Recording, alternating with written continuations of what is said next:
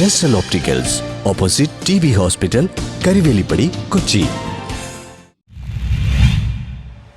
CPI Kothamangalam local സമ്മേളനത്തിന്റെ ഭാഗമായി നടന്ന പൊതുസമ്മേളനം ജില്ലാ അസിസ്റ്റന്റ് സെക്രട്ടറി എൽദോ എബ്രഹാം ഉദ്ഘാടനം ചെയ്തു.